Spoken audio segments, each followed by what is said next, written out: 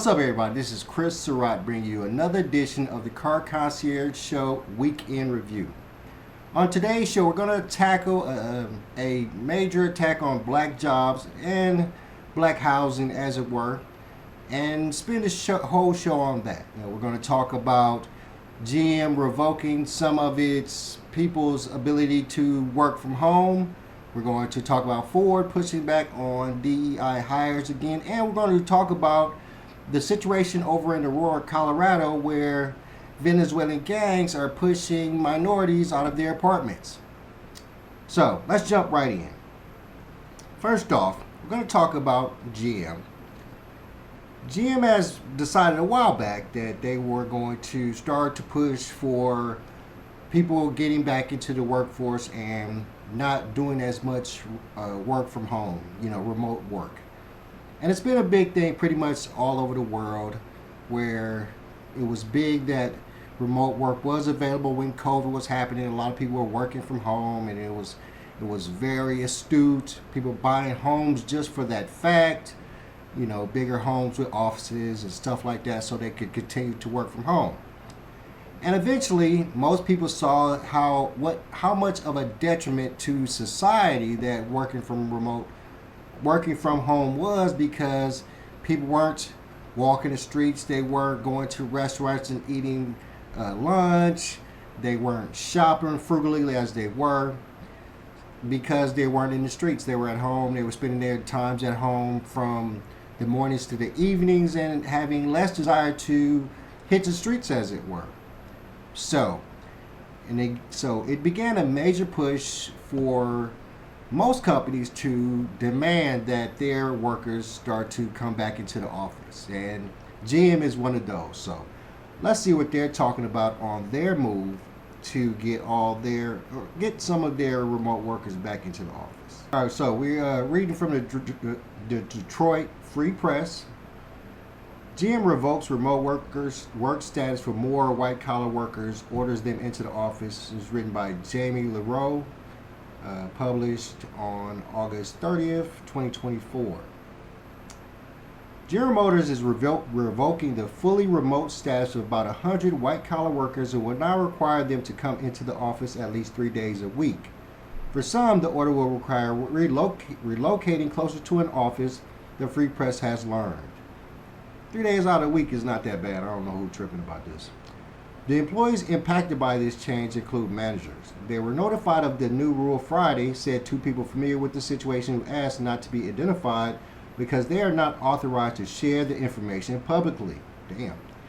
The 100 workers are located in the United States, one of the people confirmed, but like the rest of GM's global workforce, they will be required to be at their office desk Tuesday, Wednesday, and Thursday of each week. These employees have until the end of September to comply with the order, said one of the people, who added that the company is working with the people who face relocation. So if they only got to come in Tuesday, Wednesday, and Thursday, that means that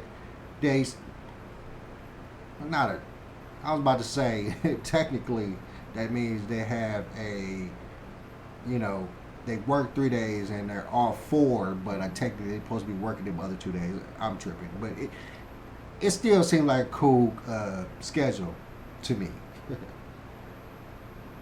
The reason for the change is that GM leaders determined, given the type of jobs those remote employees were doing, they would perform better in a collaborative environment, one of the sources told the Free Press. GM's push to get salaried workers back in their desks inside GM's facilities after months of working remote during the COVID-19 pandemic has been a challenge, met with pushback along the way. But in December, GM CEO Mary Barra stood firm. She announced GM's current in-person work policy in a company-wide email reported by the Free Press at the time.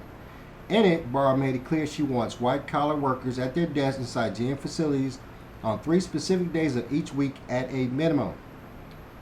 At that time, Kelly said the move would help GM accelerate its transition to launching and selling more electric vehicles, as the company targets an all-electric lineup by 2035. We're going through a historical transformation around the business, Kelly told the Free Press in December. This new policy is a way to get more collaboration around the transformation. At GM's world headquarters inside the Renaissance Center along Detroit's riverfront, but the policy helped restore some foot traffic in the building, giving a boost to some of the businesses inside. That's what we're talking about. More ability to shop and do commerce instead of being at home all the time. It's been a year of changes for GM's salary workforce. In February, the Free Press was first to report that automaker was changing how it determines bonuses for salaried employees. Starting this year, the automaker will include the performance of electric vehicles, software and services, and autonomous vehicle programs in the formula that determine the payout white-collar workers receive. The move is a dramatic shift from the previous formula, where the bonus was completely based on GM's annual earnings before interest and taxes and its free cash flow. In April, GM said it will relocate its global headquarters in 2025 from the Renaissance Center to billionaire Dan Gilbert's new Hudson Detroit building on Woodward Avenue. GM will be the anchor tenant of the building and have a 15-year lease at the Hudson site. Earlier this month, GM told salaried employees that it is moving from a 3-point to a 5-point performance rating scale effective for the year-end performance review cycle, which typically starts in November. GM has used the 3-point rating for at least the past decade. As part of the new plan, GM expects each organization's manager to rate 5% of their team as significantly exceeds expectations, 10% exceeds expectations, 70% achieves expectations, 10% partially meets expectations, and 5% who do not meet expectations. Just a couple weeks ago, GM said it's eliminated more than 1,000 jobs and possibly more than 1,500 in its software division globally, with 634 of the jobs being cut coming from its global technical center in Warren. GM said the move is to streamline that division's operations to work faster and more efficiently.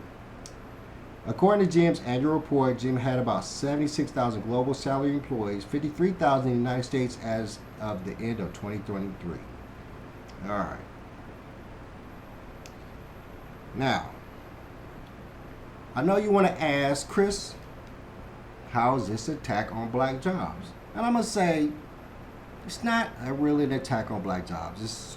This storyline for me today is not really talking about an attack on black jobs. It's an attack on all jobs. That's funny. It's an attack on all jobs. We're not just talking about black jobs. We're talking about all jobs. And I'm gonna just jump off the clip and say that this is GM. So a lot of these salaried workers that are going to be forced back into their jobs are going to be people of color. It's in Michigan, Detroit. Probably people of color. I don't know. Probably. And my thing is that they're being forced into their jobs, back into the job or the building, pretty much. They're being forced back into the building that they're working in, and some of these high-sensitivity people are going to fight it, and they're going to quit. They don't want to do it. They're going to think to themselves, they can get another remote job working for somewhere else. They're going to quit.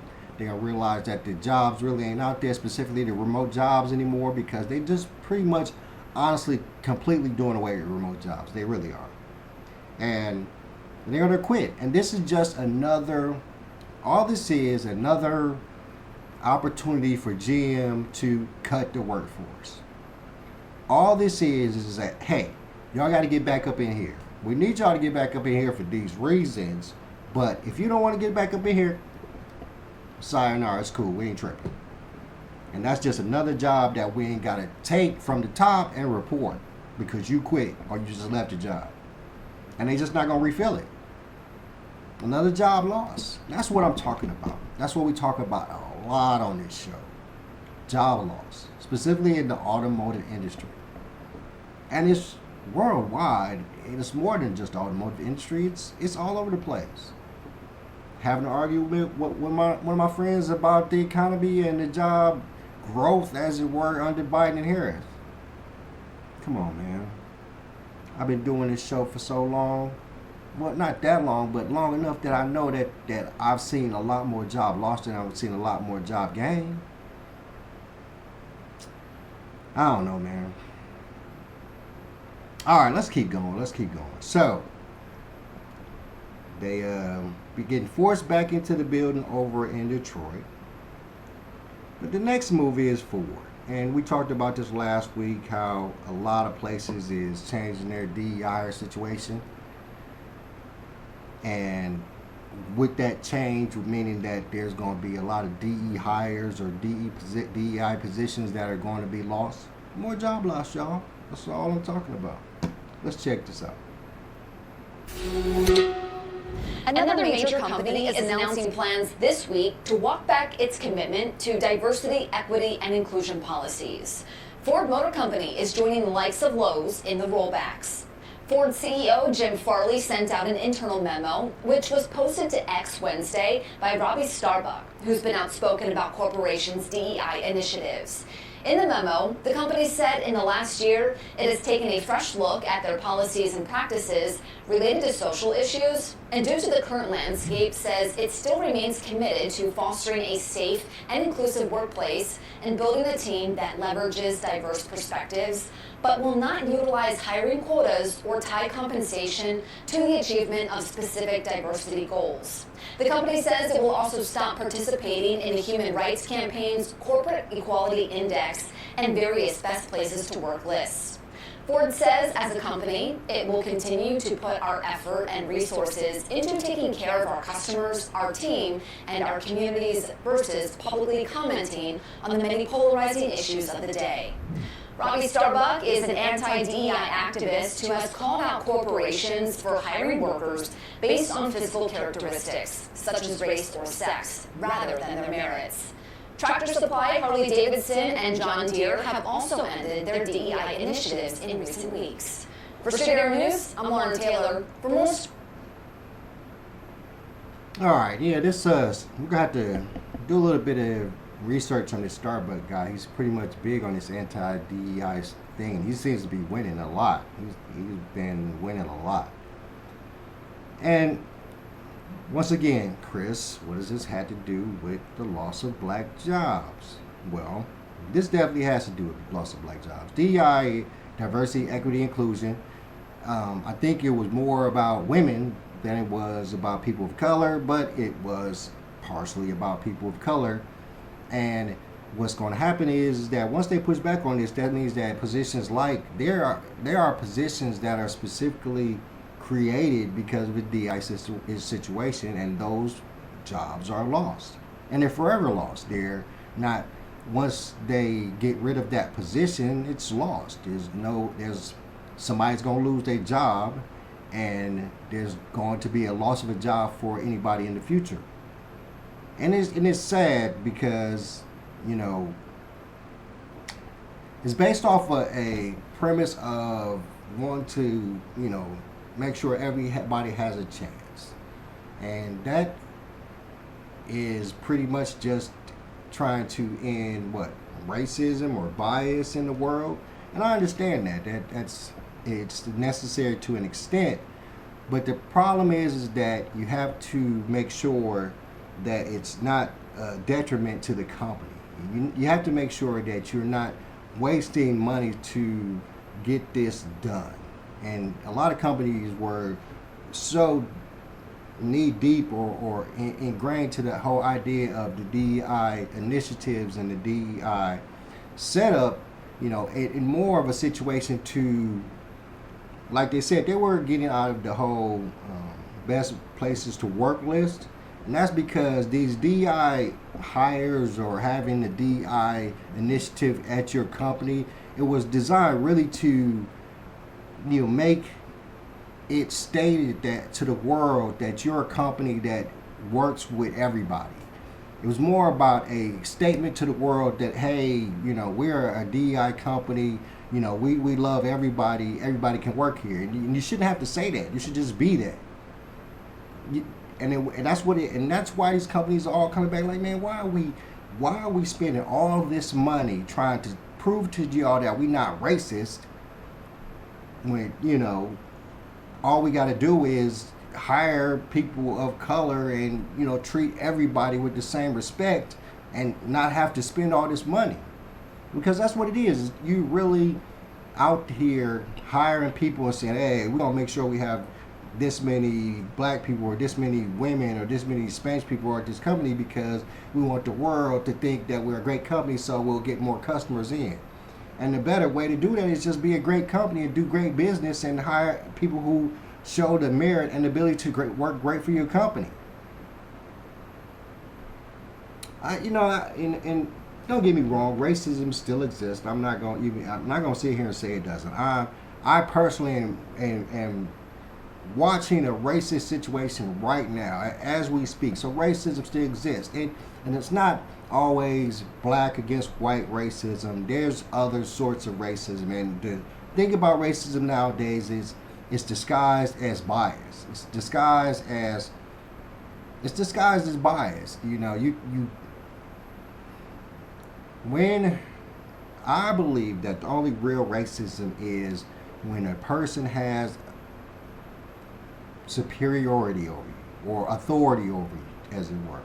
If you're getting hired to a job, you don't want the person that's hiring you to be racist, because if you're not the right skin color, you won't get hired. But what if it's always that situation where, if the person that's doing the hiring, let's say they're black and there's a black and a white person that's getting hired for this one position, if they hired a black person, if they have matching qualifications and the black person hires a black person, is that racism? No. Could it be bias? Yes. But who can tell? That's the real problem with that type of thing. But I don't want to get gnarled into that. What we're talking about is a simple fact that the DEI initiative was meant to help minorities get jobs, and it was positioned incorrectly to the point where they were doing things that were detrimental to the company, instead of just proving to the world that they were a company that was reputable, that was not racist, and that did good business. And that's why all these companies are getting away from the DEI initiative, because they realizing that they're spending money that they don't have to, and all they have to be is good people and good companies, and people will understand it and people will work with them. That's what I feel. All right, let's keep going. So, last but not least, all week I've been watching it and enthralled in this whole situation over in Aurora, Colorado, where Venezuelan gangs have been taking over, just taking over apartment complexes. And so we're gonna check out a quick review, and then we're gonna talk about it. And we'll just talk about how this affects it. Pretty much, it affects everybody. I ain't gonna hold you. It's just bad business.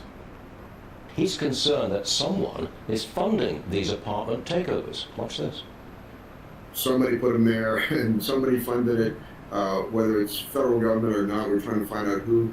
These gangs apparently are attracted to where there's a concentration of Venezuelan migrants, and so they've in fact have kind of pushed out the property management through intimidation, and then collected the rents. Arrests have been made, but these operations are still ongoing. They're collecting the rent. Danielle Javinsky is a city council member in Aurora, and she joins me now. Danielle, a spokesperson for the governor of Colorado, Jared Polis, he's dismissing you. They say this is all a figment of your imagination. Would you like to respond to that? Yeah, I just would ask him, is this also a figment of the Romero's imagination and all of the other folks that I've spoken to with these complexes and that I physically moved out? This is one of an imagination. What are you going to do about this? Well, what I've been able to do so far is bring this much attention to it, and I plan to continue to bring this kind of attention to it until this is addressed. I'm not going to sit back and let this be downplayed and let this be ignored. The governor can attack me all he wants, but I'm going to continue to expose this, and I will continue to go into these buildings, and I will get as many people out as I can. You've got to get people out. What about the people who are barging their way into these apartments? What are you going to do about them? Can we arrest them in some way? Well, I think that that's where we need the help of our state and federal partners. I mean, it's way beyond any one local law enforcement dealing with this. This gang is here. They have spread out. They have taken over multiple apartment complexes. This is not just in Aurora, and we need a group effort here. Who's to blame, in your opinion? Well, the blame starts at the southern border. I mean, first and foremost, we need to shut down our southern border, and we need to put policies in place that are vetting these people. And then beyond that, you know, you can look at our state. Our governor has made our state a sanctuary state here in Colorado, and the mayor of Denver, you know, they hung a banner on the Denver City Hall that said, "We love migrants." Well, you know, we love migrants too, but can we vet them? I mean, these people are coming in. They have hundreds of guns. They are running whatever kind of operations they are running, and somebody needs to step in here at the federal level and the state level. I want to go back to how the residents of some of these apartment buildings actually feel about it and what they're going through. Just watch this for a second. Every day when we come home, we have to do this. Every time we go outside to take out the garbage, every time we try to go to bed at night, we have to keep it like this so nobody can kick in the door. It's come to that. 5 locks on the door. Last word to you. That is one of the folks that I was able to move out to the other day, and it is horrifying to see firsthand. And I hope that nobody is listening to our governor. This is not a figment of anyone's imagination. This is very serious. This is very real, and it will spread out quickly across the country if it is not addressed. Councilwoman Danielle Jolinski, thank you very much for joining us this morning. We appreciate it. Thank you. Wow. How's it going, guys? My name is Marsh, and today is a very special day because I'm going to go... Wow. Well, Chris, what does this have to do with the attack on black jobs? Well, this is pretty much an attack on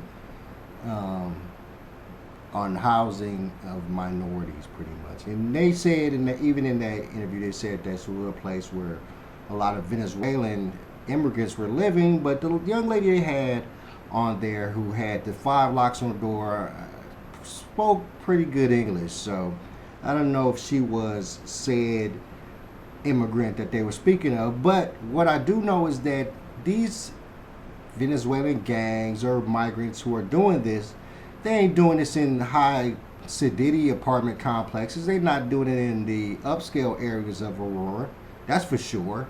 Now I know that Aurora is what, like 45% white, probably got a, memory serves me correctly, like a 28-29% Spanish population. So dollars and donuts to people in these apartment complexes that are getting ran up in are Spanish, but some of them are black. You can't doubt that some of these apartment complexes are not filled with black people. I think, memory serves me correctly, a majority of the black people in Aurora live on the outskirts of Aurora anyway, where a lot of their projects are. So what I'm saying is that the whole attack on black jobs is just a broad statement on how the illegal immigrant. It's a broad statement on how immigration is attack on the black and minority population of the United States of America. Lots of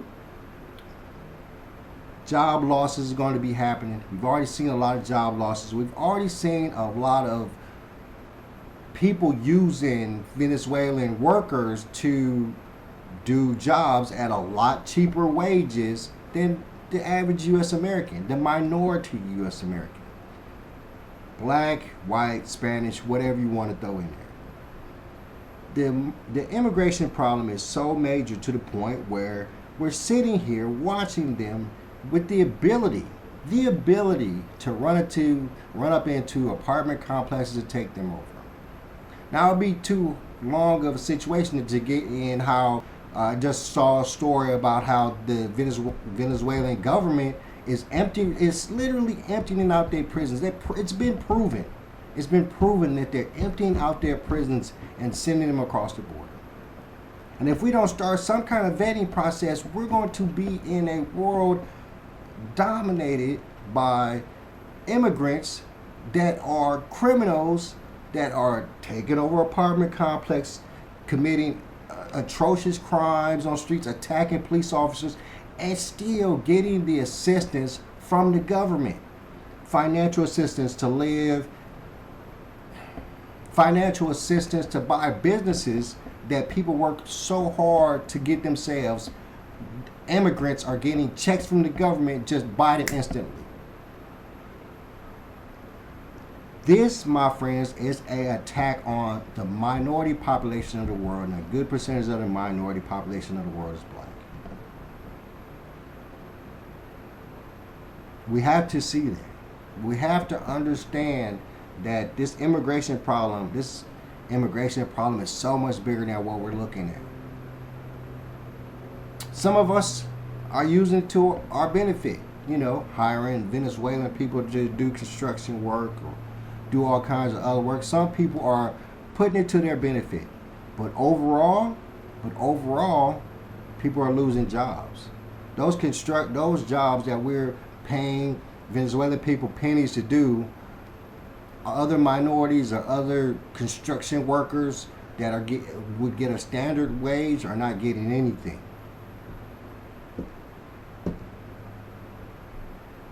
It's becoming that ultimate problem where